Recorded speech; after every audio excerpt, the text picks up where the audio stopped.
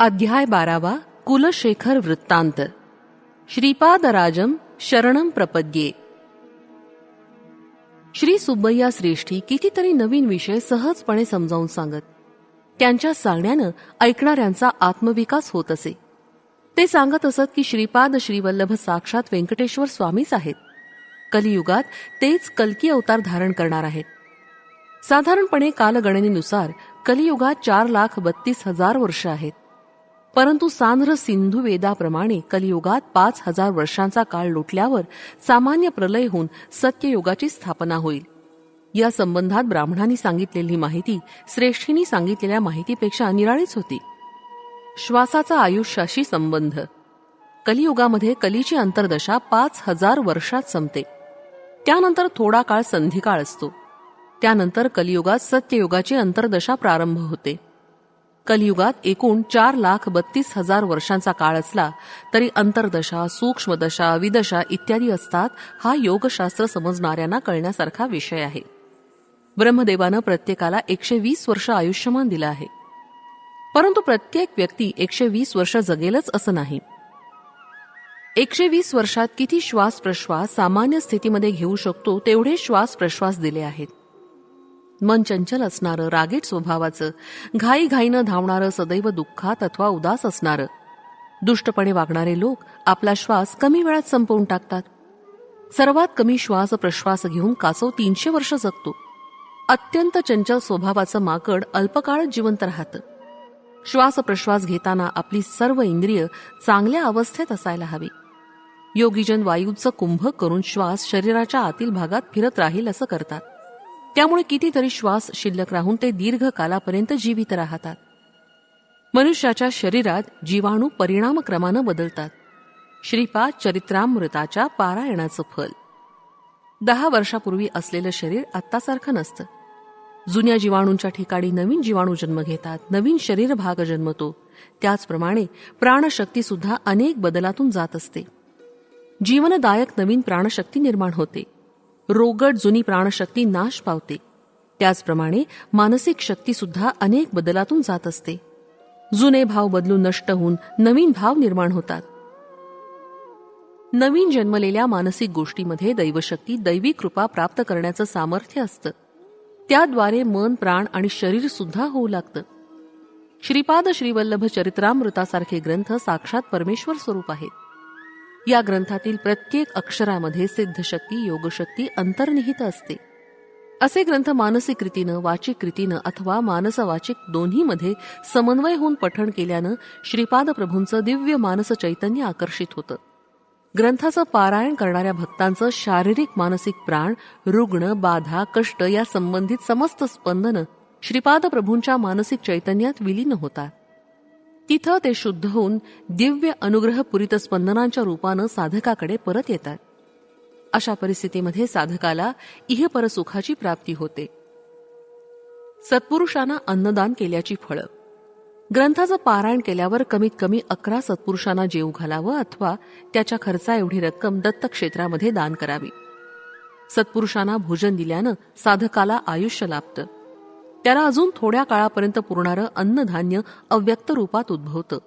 एवढंच नाही तर सत्पुरुष संतुष्ट झाल्यावर शांती, पुष्टी, तुष्टी, ऐश्वर्य इत्यादीच्या संबंधातील भोगयोगाच्या स्पंदनाचा अव्यक्तपणे उद्भव होतो. कालांतरानं अव्यक्त अवस्थेतील बीज व्यक्त स्थितीमध्ये अंकुरित होऊन महावृक्षामध्ये विराजित होतात.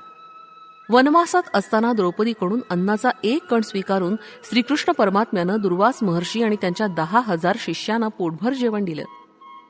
श्री गुरुना श्रद्धाभावानं समर्पित होऊन समस्त अव्यक्तातील बीजरूपात असणारे कालांतराने व्यक्त स्थितीत साधकाला हवे असलेले समस्त भोग भाग्य प्रसाद रूपानं प्राप्त होतात.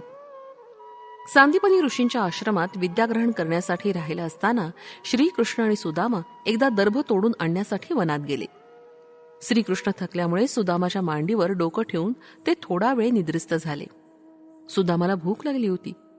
गुरुमातेनं दोघांसाठी थोडे पोहे दिले होते. ते तो श्रीकृष्णास न सांगता एकटाच खाऊ लागला.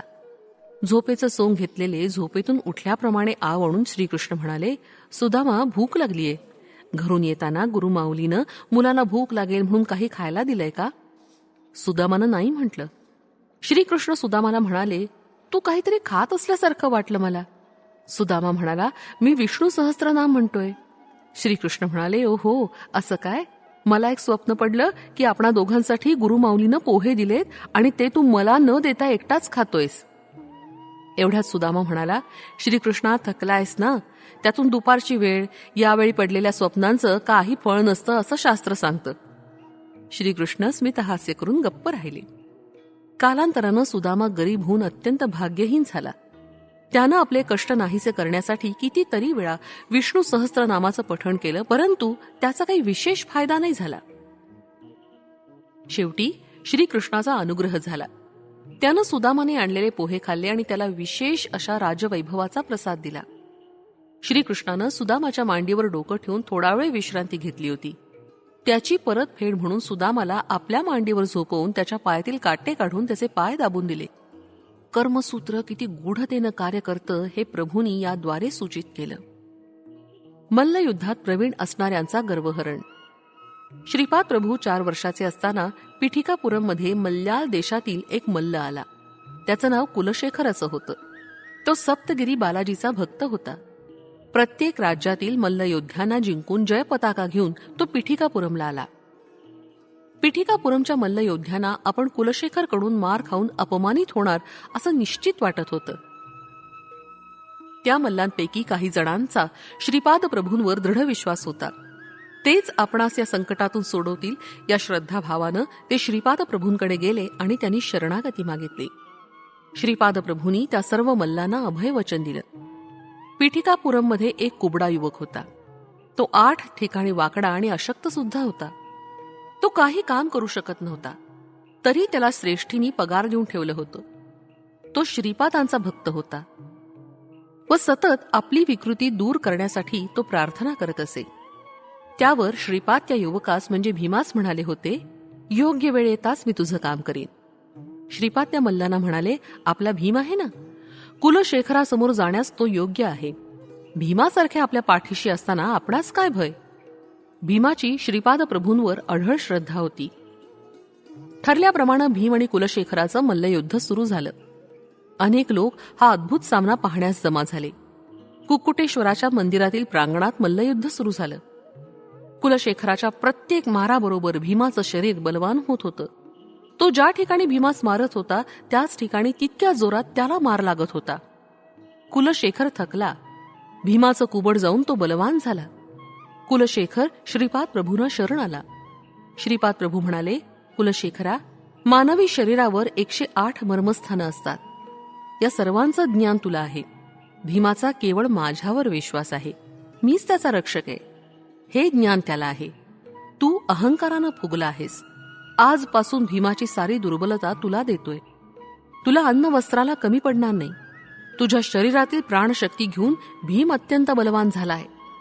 तिरुपतीला असणारा मीच आहे. कुलशेखरला क्षणभर श्रीपादांनी श्री व्यंकटेश्वराच्या रूपात दर्शन देऊन कृतार्थ केलं. श्रीपादांच्या लीला अचिंत्य आहेत. त्यांची करुणा प्राप्त करणं हाच आपल्यासाठी एक मार्ग आहे. श्रीपाद श्रीवल्लभांचा जय जयकार असो. फलश्रुती. शरीरारोग्य प्राप्ती.